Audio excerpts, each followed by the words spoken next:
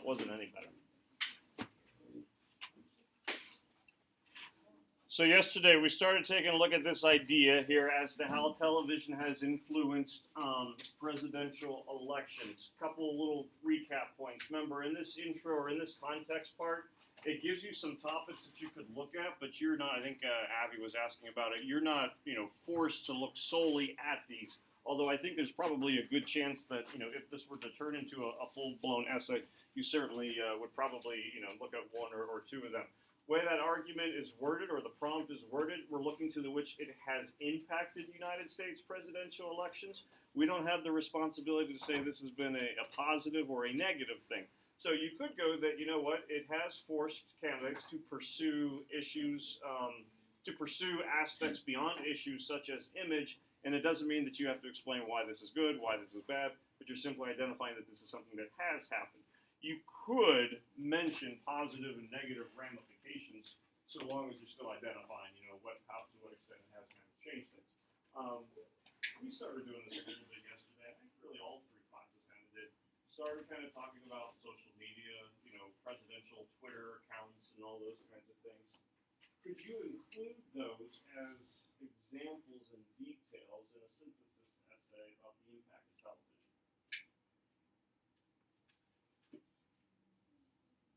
Jean's going, no. We're doing weird face looks over here.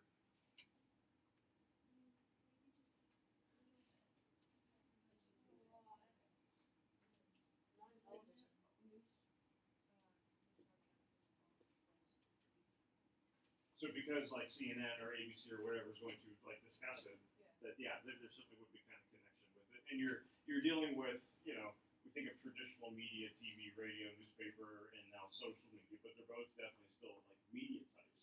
And take a look at, keep in mind that arguing the extent to which television has had an impact on presidential elections. If you're taking a look at how, campaign ads, or the idea that the TV news has kind of caused us to take a look at things that are happening now in the moment as opposed to yesterday's news in the newspaper, and that naturally extends to other aspects of media such as, social media, Twitter accounts, things like that. As long as you're explaining how TV kind of started that, you certainly would be able to do it. If you jump into social media, Twitter accounts, and all that kind of stuff right off the bat, and there's no real setup or context as to how TV has played a part of it, that's where you could kind of be getting into a little bit of danger. So you could have one student take a look at Twitter, social media, doesn't mention TV at all, that could be problematic. But if another student starts with TV and then extends into other realms at which TV has, that continued impact is still there or present, by all means that person would be okay. So it certainly can happen. You just want to make sure the basis of that argument kind of comes back to which television has started, to impact presidential elections. Yeah, we'll figure this out sooner or later. What's the nice thing about mentioning social media? At least based on the first source, because we only looked at one source so far. But what's the nice thing about mentioning something like social media, YouTube? So therefore, it's your own evidence. And you take a look at what that first source was mentioning that Ethan read for us, and we were talking about, how it has benefits because it's accessible. You can feel a link, a connection to the candidate. And certainly, if you're retweeting, posting, going back and forth with a candidate, or let alone an elected official, that can certainly increase that connection. So the idea that TV kind of started that need for an immediate connection could have a natural extension that would go into other realms of media as well. So you certainly could do something like that if you want.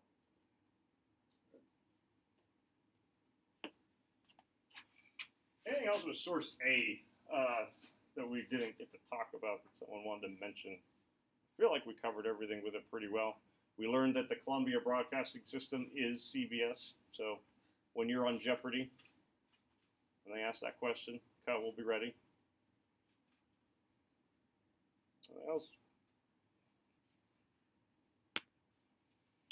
Source B.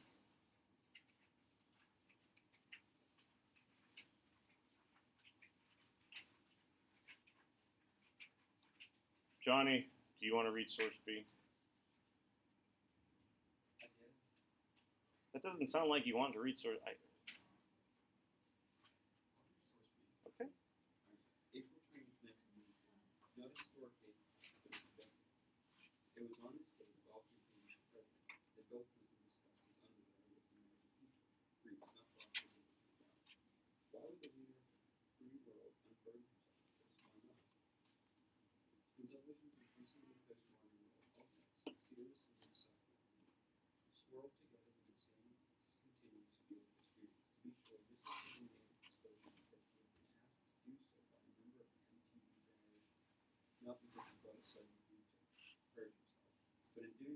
because he felt a sudden need to purge himself, but in doing so, Clinton exposed several roles connected to the new phenomenology of politics. Because of television's celebrity system, presidents are losing their distinctiveness as social actors, and hence are often judged by standards formerly used to assess rock stars and movie stars. Because of television's sense of intimacy, the American people feel they know their presidents as persons and hence no longer feel the need for party violence. Because of the medium ugly, cynical worldview, those who watch politics on television are increasingly turning away from the policy sphere. Viewers like hyper-familiarity having finally bred the contempt for politics itself. Good job. See, you even got a clap. It was like we were in Parliament there for a little bit. You know what they do in Parliament if they don't like what you're saying? And hiss, too. Sometimes they'll just like... And then the guy just sits there and just screams bigger over and over again. Politics at its finest. Anything interesting? So, should you go on Jeopardy, we now know Columbia Broadcasting System, and you know former President Bill Clinton's underwear preference. So I think you can hit any of those categories and feel confident in what's going to happen. What are we getting so far as influence with TV? Okay, with I think for most readers, in the sense that it's almost kind of becoming silly or not relevant to the issues. So a question that a lot of people could be having, does it create any kind of relevance? Does it help voters with any kind of information that's actually going to be fairly useful? I think most traditional voters would probably go no, would agree with that. I don't care what kind of underwear or socks, or do you like Crocs or Birkenstocks? What's your stock portfolio count, Morgan? Otherwise, we're not going to, elect you as class president. It does have a connection with the first source when it says the American people feel they know their president as a person. Mm-hmm. And it's not in the sense that they both had to come together with that same exact thing, but what we did have with that previous one is you have that increased accessibility. It can benefit in that you do feel that overall connection that's starting to kind of happen with the candidate, as opposed to them solely being on the radio before. And now in this way, you're not really looking at the candidate as a political figure necessarily, but it's more of like, hey, it's a person. So it can certainly build with, I'll just keep writing with this, it can help foster connectiveness. I'll just go connectivity. At the same time, I think there ends up kind of being a balance between these two that Abby was bringing up where, okay, at what point does it not matter anymore? And so here coming in, asking about, underwear preference and all of those kinds of things. What else? And it doesn't mean things here that you would definitely want to write about, but what are aspects that kind of get introduced that could explore? That people are basing their position on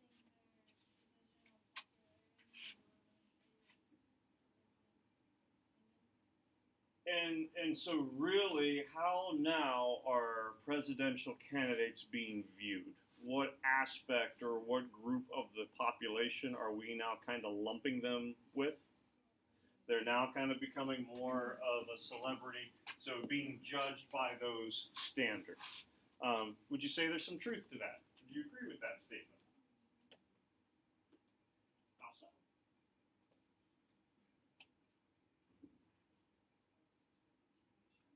Okay, so President Trump, The Apprentice. Morgan watched consistently. No? Since you were looking at stocks, I figured maybe you were So Grace is the secret apprentice family. Is he the first like Hollywood president? Yeah, Ronald Reagan was a predominant actor in the 1950s, 1960s. Someone jokingly going, yeah, Ronald Reagan for president in 1968, 1969 probably would have been like, that will be the day. And 1980, it's happened. So this isn't like it just kind of started with it, but certainly the more access to TV, the more times you're seeing them on seeing their face on the screen, the more you're going to kind of start judging them that way. So it's not a new phenomenon, but it's something that certainly could be happening more and more. Virginia? I was gonna say that they're judged based on like not just like their politics, but on other stuff too. Like people always TV people on you're like their personal what people do personally instead of like just political things.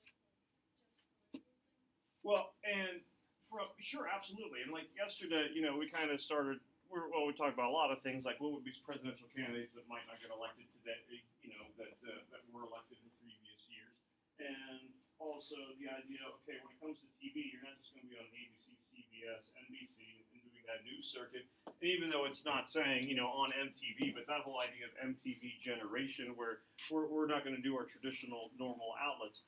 One of the things with Clinton when he was campaigning, remember he's elected in '92. He was really the first president that I can remember, candidate, that was hitting the talk show circuit on a consistent basis. And you were really kind of going to a younger crowd. I think the slogan they were doing on MTV to get more voter registration was "Rock the Vote." And so Clinton was the one that was really kind of tapping into that. He was still fairly young. I think he was 42 when he was elected. Anyone recall who he would have been running against? Not like we were alive then. Who did Bill Clinton run against for president? Yeah, he ran. The main one that he was running against was George Bush, the first Bush president. He was vice president at the time for Ronald Reagan.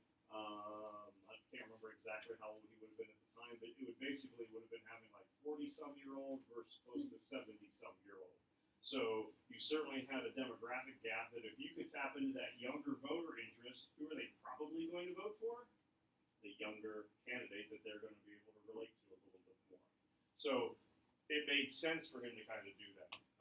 He would go on talk shows, and not only would he talk, but he would also be the musical act. Yesterday was National Saxophone Day? Yes. Bill Clinton very well could have been playing the saxophone, because he would play the saxophone, he would have his sunglasses on, like a bluesy type thing, and he would be the musical, entertainment for the show. Now, what are you doing now for that younger vote? I like that guy. That's who I want to vote for, if you're going with that image aspect. The relevance part, that could be an issue where, well, what are you doing that's really going to kind of help us so far as a political standpoint? Maybe it didn't tap into that, but it certainly was changing the perspective in which they viewed the president and felt that they had that need to know their president, as Emma was talking about, that you could link back up to source A. Well, I feel like also because he was saying like the whole reason that like they like did his like underwear was because of the TV. So he'd be like, yeah, you could like find more about me through TV. Sure. Yeah. Because it's not that he wasn't doing debates and all of those kinds of things. And again, I'm 12 at the time, so it's not like I have this exact recollection of how all of it would have been going.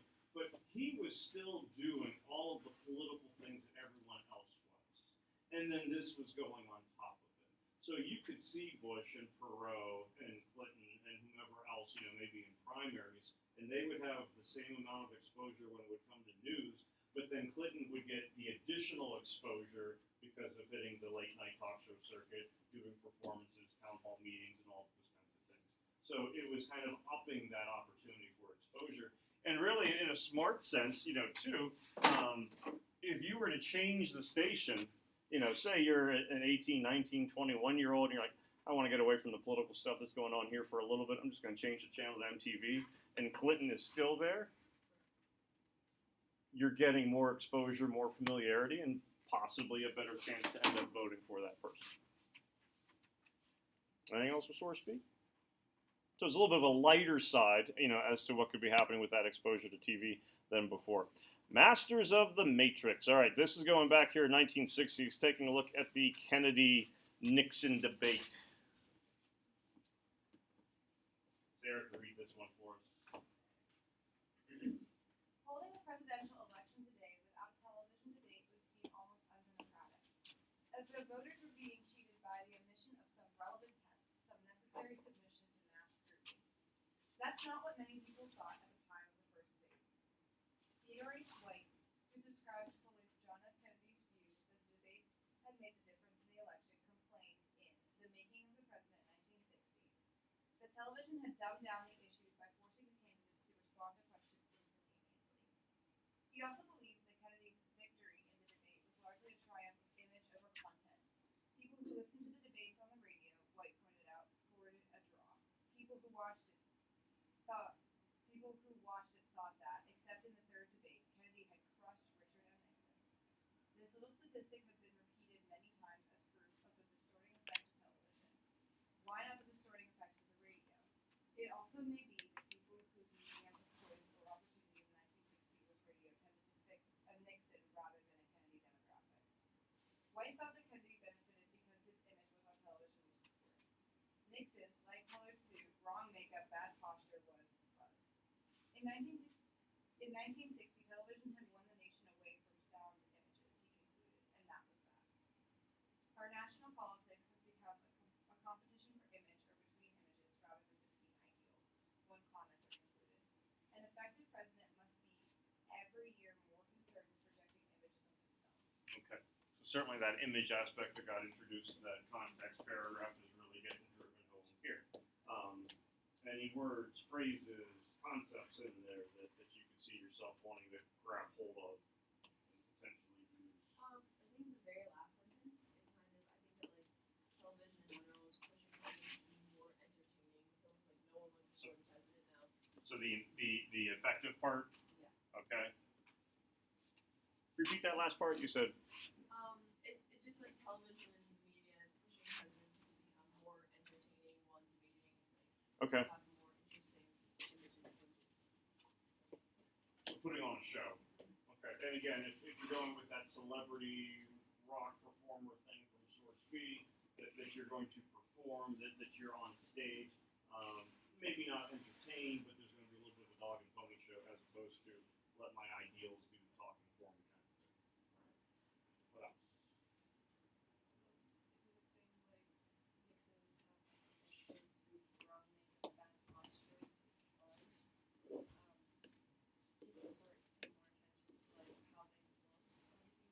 Okay.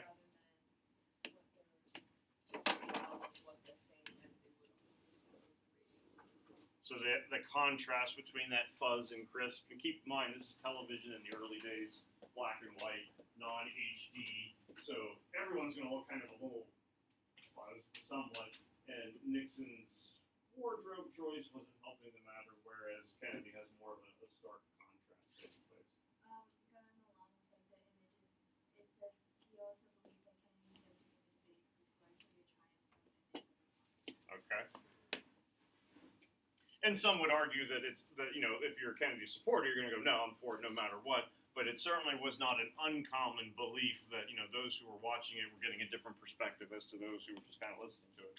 Virginia, I'm going to say that distorting effects of television, where it's going to talk about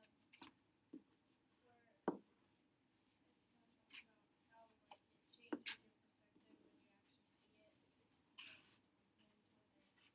Okay, so the idea that this could change, impact, distort, manipulate someone's view, and the nice thing about this is it's a nice phrase to utilize because then you as a writer can bring in your own examples to kind of go along with it.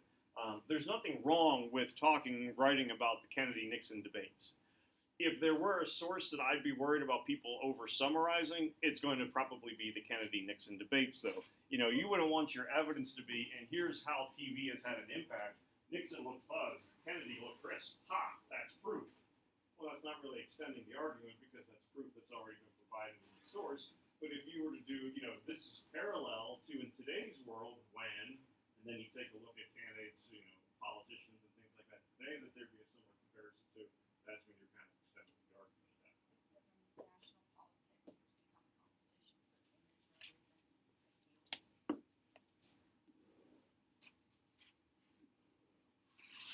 And certainly, if we're going with that, hey, what's the relevance that we kind of mentioned here with source B, that would be something that could add on to it. And not that this is something that you would need to do, but I could certainly see people taking something from source A, source B, source C, the first three sources that we've looked at, and could be able to naturally integrate that into a synthesis. How many sources do you have to use? You could be done. Now, you still have to have your own evidence, your own argument, kind of going along with it, but they're usually, bless you, maybe not always as easily as with this one, but there's usually at least going to be aspects of information that you can grab from the sources that you can utilize. And again, you're going to frame those sources out with your own ideas, which we'll really kind of take a look at more so tomorrow, so that you end up not being that overall source dependent. Okay, we got a chart. So this is going to be the visual source.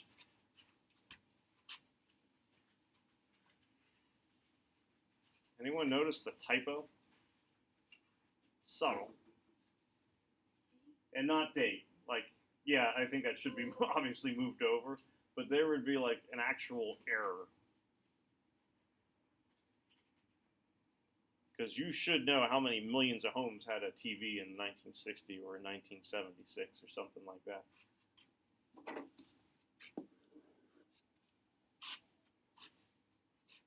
What's the problem? The copyright date on there is listed as 94, yet we have evidence coming from 96. How do they know Clinton and Dole were going to be running against one another? It's a mistake, okay? But it is an error. It's a typo error. The reason I mention it is there's not going to be a source again where they do something like this to test to see, Shay, did you pick the wrong source? You went with the one with the copyright error. How dare you pick that one? You should never use source D. It would be a simple mistake.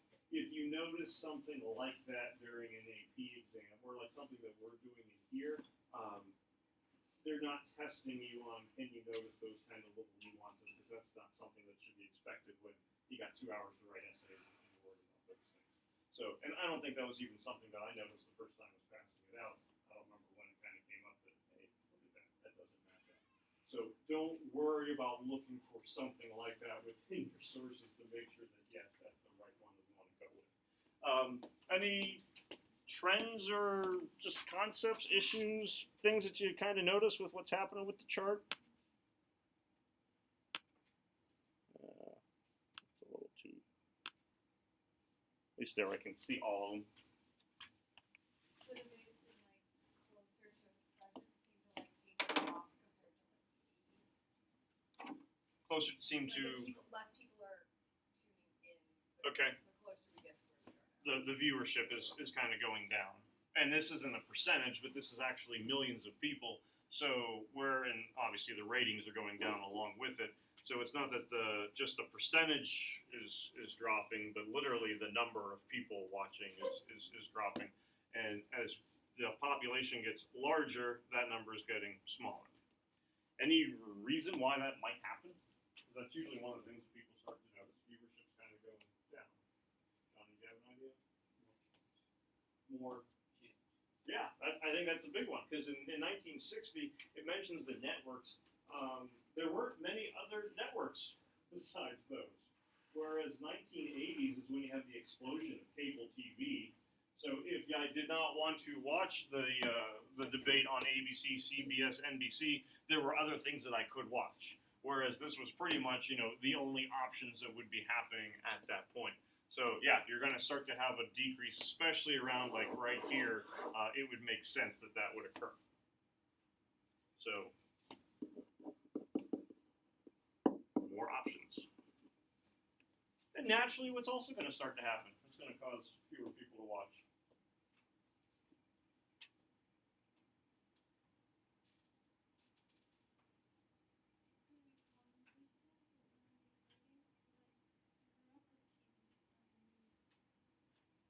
Get that Lego set for your birthday. It's like the best Lego set ever. I love these things. This is great. And you play with it. Play. And then what starts to happen?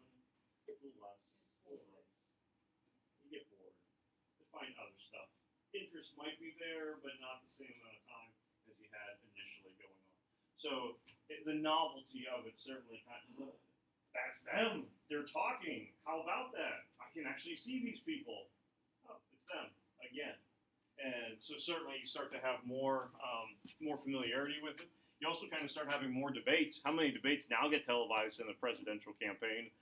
A lot. I don't know what the number would be, but you got primary debates before you get to the actual real debates that are happening, and then those will kind of be in sets of three or whatnot. So, there's not going to be that prime time viewership that would be happening quite as much. Anything else from the chart? The number is down, but 46.1 million people is still a lot of people. So while maybe that percentage is not what it was in 1960, is it still a factor in influencing people's votes? Absolutely. If you got 46 million people tuning in to watch Clinton and Dole, you still better be on your best game that day because 46 million people are watching you and are going to be judging.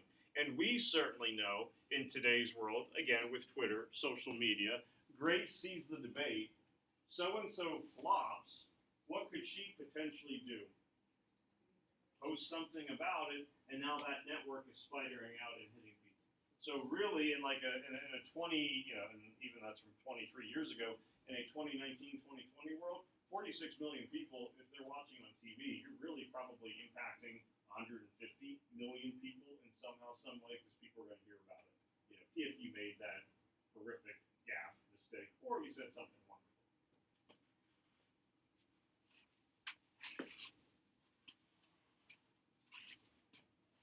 This one's a little different.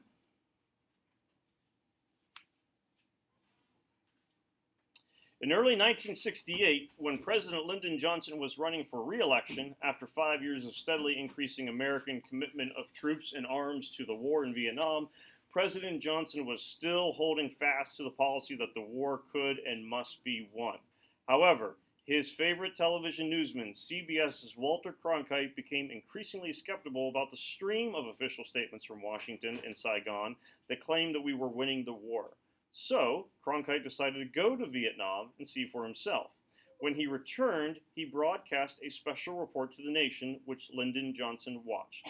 Cronkite reported that the war had become a bloody stalemate and that military victory was not in the cards. He concluded, "It is increasingly clear to this reporter that the only rational way out will be to negotiate, not as victors, but as an honorable people who lived up to their pledge to defend democracy and did the best they could." On hearing Cronkite's verdict, the president turned to his aides and said, "It's all over." Johnson was a great believer in public opinion polls, and he knew that a recent poll had shown that the American people trusted Walter Cronkite more than any other American to tell it the way it is. Moreover, Johnson himself liked and respected Cronkite more than any other newsman. As Johnson's aide Bill Moyer put it later, "We always knew that Cronkite had more authority with the American people than anyone else. It was Johnson's instinct that Cronkite was it." So if Walter Cronkite thought that the war was hopeless, the American people would think so too, and the only thing left was to wind it down. A few weeks after Cronkite's broadcast, Johnson, in a famous broadcast of his own, announced that he was ending the air and naval bombardment in most of Vietnam and that he would not run for another term as president. What's different about this source? Yeah, it's not really about voting. I mean, you kind of have a little bit of connection in the end where you can't vote for him if he's not going to run. But really, like source A, to an extent, talking about what a candidate could do. But source B, source C, source D, even though it's a chart, you're still looking at how a candidate presents himself or herself on TV to the American people. This one's different because now the dynamic is not what the president does or a presidential candidate does.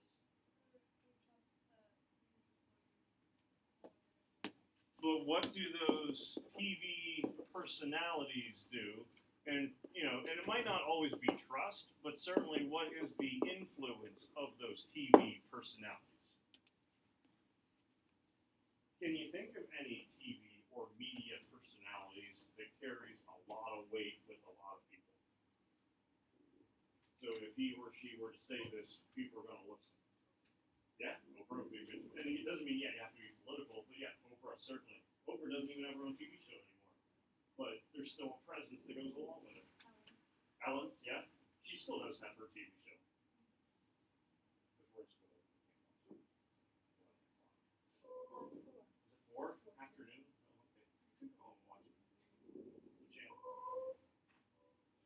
CBS because that's where the news starts. I don't have Comcast. That's the way to put it. I think a lot of just actors, like if Robert Downey Jr. said something, people would listen. I chuckle at that, and not because I think you're wrong. But if Robert Downey Jr. said something in like 1994, people would go, "What is that drunk talking about now?" Because he had so many substance abuse issues that were going on that people would not listen to him. But now, yeah, he certainly has a lot of weight, and a lot of influence. So that visual can kind of change with it. Yeah. So certainly, so Hollywood is going to have its establishment. Then we kind of get into talk show hosts that we have going on. If you even get into someone like a Stephen Colbert, who has some political background and also in entertainment. 10, 15 years ago, it would have been Jon Stewart would be the one that gets mentioned. On CNN, Anderson Cooper still resonates with a lot of people who watched him on Channel 1, growing up in schools and all those kinds of things. Also the YouTubers. Yeah, yeah. So, that social media presence. Dr. Phil. Now, if you went to Slippery Rock, since he bashed our school, unintentionally. But like a John Oliver could be someone that could have some influence, of Bill Maher. So this is a nice thing where, no, you might not be familiar with Cronkite, but you certainly can think of folks who have the ability to influence. And if the presidential candidate isn't doing something that is going to match up with that influencer's beliefs, then he or she can spread that news out to a lot of people. Still, we got to think like one more source that we'll really take a look at. What we're going to do in class tomorrow then is we're going to write a paragraph. You're going to write a paragraph where we're going to try to blend at least two sources in with our own idea so that we can start to see from a framework structure standpoint what kind of starts to work, what doesn't really work with it. It's not something that you need to be thinking about for tonight. I want you to worry more about it.